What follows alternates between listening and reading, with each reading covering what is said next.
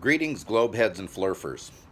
So, one of the most popular arguments that flurfers are making right now relates to the second law of thermodynamics. Um, Flat earthers have kind of a hive mind. They all claim to be, some special intellect who thinks for themselves and conducts their own experiments and all that stuff. But whenever one of them says something, they just all go off repeating it like a bunch of lemmings. Um, Actually, that goes all the way back to Ray Botham and then uh, Mr. Eric Dubay getting a hold of his book and repeating all these things that he said, and then all these other flat earthers came along uh, just repeating Eric Dubay. But anyway, their latest thing that they're all jumping on and they're all repeating is one of them found some professor giving a speech on the second law of thermodynamics and talking about how if you have a um, pressurized system next to a vacuum and you remove the barrier, they will equalize, whatever. And they're they're taking this entire conversation out of context and using it to claim that it proves that there's no such thing as space, that the Earth is flat, and that it's covered by a dome. Here's the problem. First of all, their claim that you cannot have a vacuum next to a pressurized system without a barrier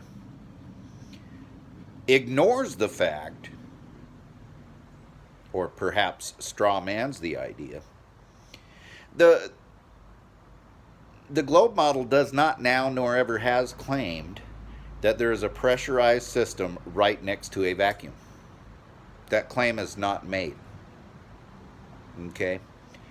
If you go up in space, you do not go up through air pressure and then just suddenly hit a spot where, boom, the air pressure stops and now you're in a complete vacuum.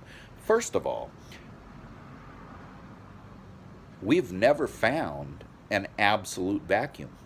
Space itself is pretty close to a vacuum, but actually does contain particles. In fact, very recently they discovered that the outermost level of particles that are caught in the sun's or in the Earth's gravity well, so to speak. I think most of these are, I can't remember whether they said hydrogen. I think it's hydrogen particles. Um, Basically, they came out and they said, we found out that the moon is basically in this exosphere or whatever, that it goes out, it extends out past where the moon is. Man, a bunch of flat earthers just grabbed onto this and see, this proves that they've been lying to us all along. But actually, this supports the argument we have been making all along, and that's that the Earth has an atmosphere that is held to it with gravity, and that it gets thinner as you go up, and that there's no place where it just suddenly stops. The air keeps getting thinner and thinner and thinner and thinner. I was watching somebody, I don't remember who it was. One of the I hate the fact that I'm going to use what he said and can't credit him. I'll try to look it up and put a link to his video in the in the description if I can. But I saw somebody make the analogy today that the number of hydrogen molecules around the moon would be similar to if China only had one man. That's how sparse they are. So this pressurized system does not exist next to a vacuum. It's a gradient, and everybody knows that. I don't think there's any flat earther on Earth that can deny that our atmosphere is a gradient. Everybody knows you can't climb a mountain like Mount Everest without oxygen. Everybody knows that airplanes have to be pressurized, and if they lose pressure at high altitude, oxygen masks have to come down. Everybody knows that our air is thinner in the mountains than at sea level. Everyone knows this. And this gradient is proof of gravity. A dome, which, by the way, there's no evidence. No one has ever submitted one single shred of evidence in the history of the world that there's any kind of dome. Zero evidence, okay? However, evidence of gravity is no more difficult than taking a step off a ledge.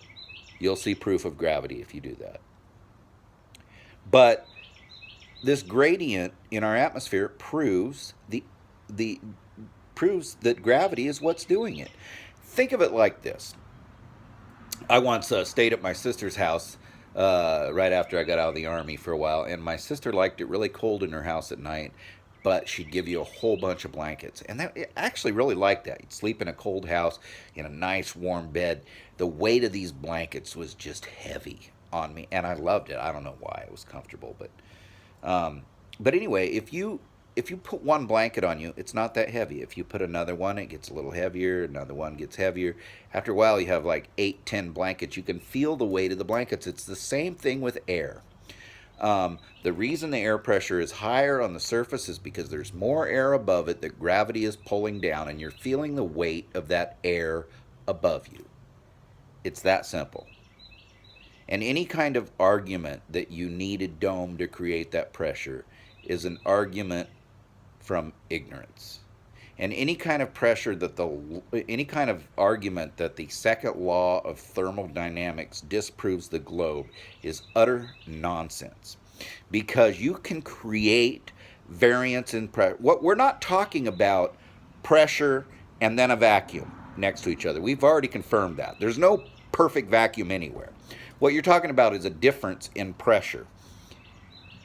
And I can give you plenty of examples where we create a difference in pressure without a container.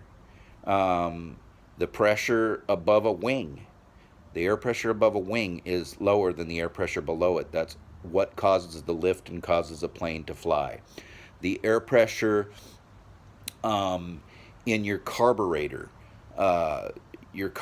works to cause lower pressure and suck the gas vapors into your engine. A fan. There's higher air pressure in front of a fan than there is below it or behind it, and we're not doing that with a container. We're doing that with a force.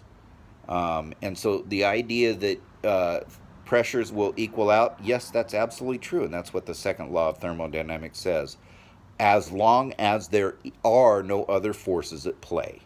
And I'm sorry, but you just can't ignore gravity just because it doesn't fit your model. There's a lot of fun to be had out there on YouTube, but please, folks, don't fall for these folks selling this flat earth snake oil.